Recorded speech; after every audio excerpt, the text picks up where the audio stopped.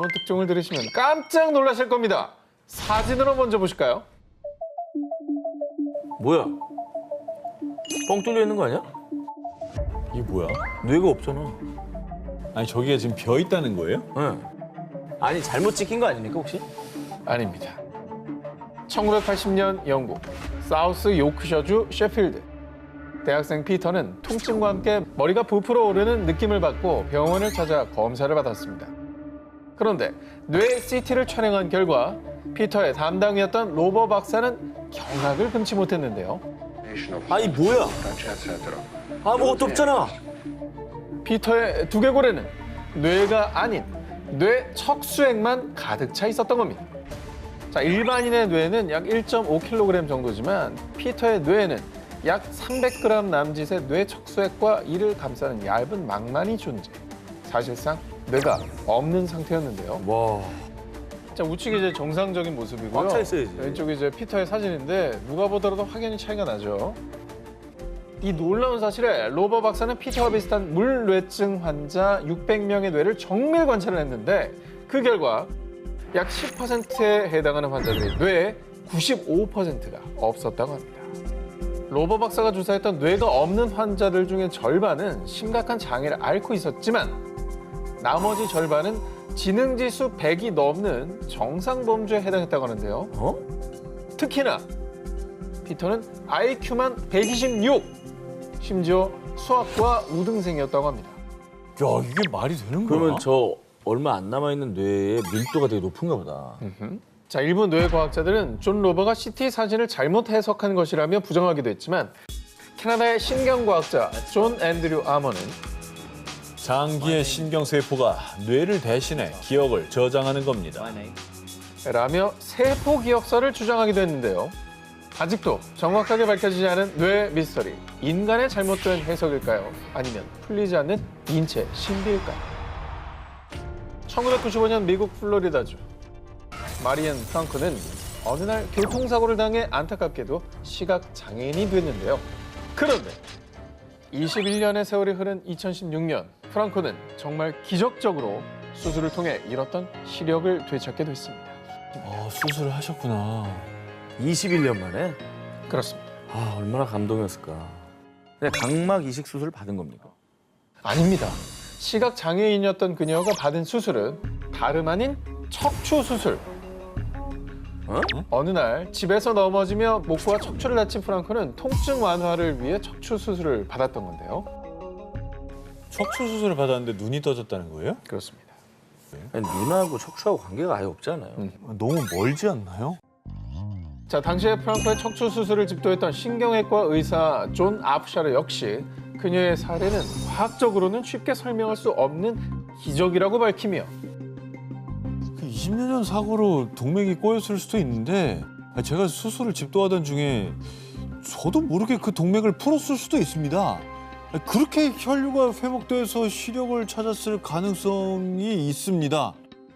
라고 정말로 조심스럽게 추측을 내놨는데요. 수술을 집도했던 의사도 추측을 하는 거잖아요. 그렇죠. 자, 놀라운 점은 여기서 끝이 아닙니다. 이 프랑코는 시력을 잃기 전부터 선천적으로 색깔을 구분하지 못하는 생맹이었는데요.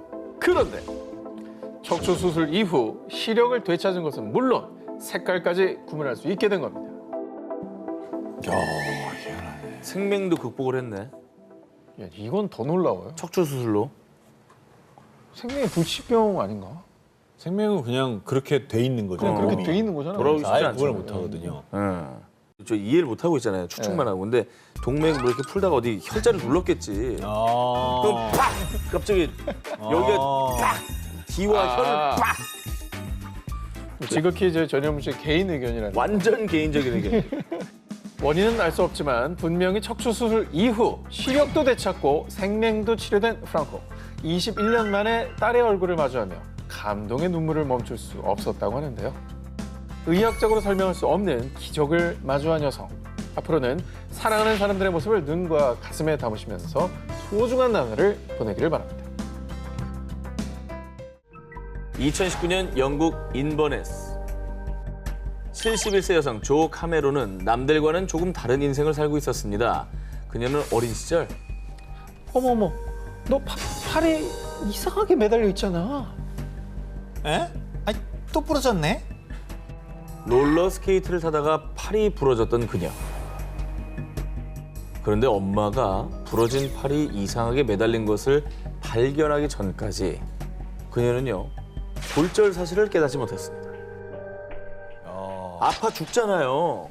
원래 아니 부러지면 조금만 아프고. 생채기나도 얼마나 아파. 금방 가도 아파. 근데 부러진 걸 몰랐다 할 이러고 다니는데도 정도면 모르는 거예요. 그게 가능한 일인가? 사실 그녀는 말이죠. 정말 놀랍게도 태어나서 단 한 번도 고통을 느껴본 적이 없다고 합니다. 그게 가능해? 그뿐만이 아닙니다. 카메론은 오븐에 살이 데었을 때도 살이 타들어가는 냄새를 맡고서야 아이고 타고 있구나. 자신이 화상을 입었다는 사실을 인지. 그리고 그녀에겐 출산의 고통조차 딴 세상 이야기. 엄마. 아이를 낳았을 때도 그저 간지럽기만 했다고 합니다. 65세가 되어 관절 질환으로 수술을 받았을 때도 진통제 없이 멀쩡했을 정도로 신체적 고통을 느껴본 적이 없다고 합니다. 그러니까 이게 이제 참을성이 있으신 게 아니라 고통을 아예 못 느낀다는 거잖아요, 이게. 고통이 오진 않습니다. 근데 원래 고통이 오는 게 몸을 보호하기 위해서예요. 그러니까 생존을 위한 네. 반응이잖아. 이걸 모르고 있으면은 타는 냄새가 날 때까지 대고 있는 거 아니에요? 부러진 거 그렇죠. 그냥 방치해봐. 완전 덧나지. 그러니까. 그렇지. 카메론이 신체적 고통을 느끼지 못하는 이유는 바로 돌연변이 유전자 때문. 수백만 분의 1의 확률로 나타나는 카메론의 증상에 유전학자들은 그녀의 유전자를 분석해봤습니다. 그녀에게서 고통을 느끼지 못하는 유전자 변이를 발견했는데요. 그녀는 통증과 기분, 기억력과 관련된 효소를 억제하는 유전자를 보유. 또한 진통 효과를 주는 신경 전달 물질의 양도 일반인에 비해 매우 높은 수준이었습니다. 정말 독특한 유전병을 갖고 지금 살아남으신 분으로 이제 우리가 지금 만나고 있는 건데 그렇다고 한다면 이걸 좀 긍정적으로 이용을 해가지고 진짜 선천적으로 그냥 가만히 계셔도 고통받는 분한테 이게 조금 활용이 돼서는 좋은 방법이 있지 않을까. 실제로 런던대학교 제임스 콕스 유전학 박사는요. 매년 3억 3천만 명이 수술 후 통증으로 고통받고 있습니다. 카메론의 유전자는 통증으로 고통받는 환자들을 위한 진통제 개발에 도움이 될 것입니다. 고통을 모르는 카메론 유전자가 통증으로 고통받는 분들에게 작은 희망이 되길 바랍니다. 1998년 20살의 나이에 불의의 사고로 실명 진단을 받은 독일 여성 미아. 그녀는 안내견과 함께 지내며 어둠에 익숙해졌는데요. 그런데 몇 년 후 이럴 수가! 환자분 이거 보여요? 이건 기적이에요! 미아는 놀랍게도 시력을 회복. 이는 의학적으로도 드문 사례로 의료진은 깜짝 놀랄 수밖에 없었습니다. 시각 장애인이었던 미아가 눈을 뜨게 된 건 정말 놀랍게도 수술이 아닌 심리 치료 덕분이었습니다. 사실 미아에겐 한 가지 비밀이 더 있었습니다. 아저씨, 상담 그만하고 저 집에 보내주면 안 돼요? 오늘은 컨디션이 별로라 말하고 싶지 않네요. 굿모닝 의사 선생님, 오늘도 잘 부탁드립니다. 실명 판정 13년 후 미아는 10대 소년, 영어를 쓰는 인격 등 무려 10개의 인격을 가진 해리성 정체장애 판정을 받았습니다. 그런데 치료 시작 후 10개 인격 중 10대 소년의 인격이 기적적으로 잡지 표지의 단어를 읽기 시작, 이후에 문장까지 읽으며 점차 시력이 좋아졌고요. 놀랍게도 시력을 잃은 지 17년 만에 10개 인격 중 무려 8개의 인격이 시력을 회복하는 미스터리한 일이 벌어졌습니다. 와.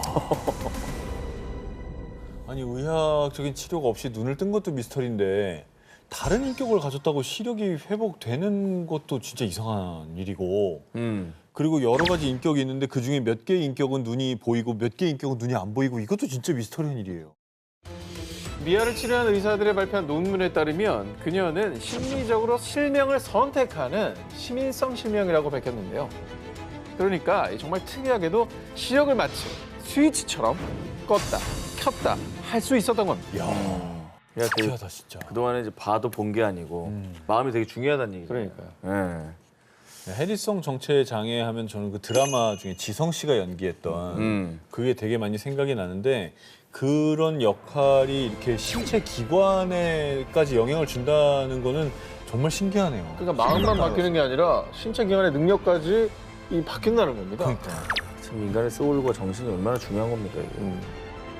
세상을 보는 눈을 스스로 선택하는 놀라운 미스터리. 그녀가 마음의 눈으로 보고 싶었던 건 과연 무엇이었을까요? 2017년 이스라엘 골란 고원의 한 마을. 2살 아이 오닐 마흐무드의 가족들에겐 고민이 있었습니다. 오닐, 엄마 말 따라해봐. 엄마, 오닐 아무 말이나 좀 해봐. 오닐이 2살이 되도록 전혀 말을 하지 못했던 겁니다.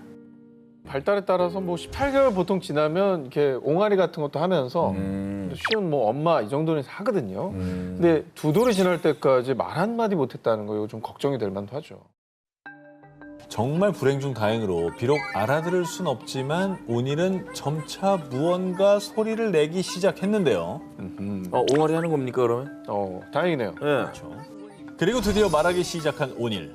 그런데 오닐의 말을 들은 부모는 패닉에 빠졌습니다. 갑자기 말을 너무 잘했나?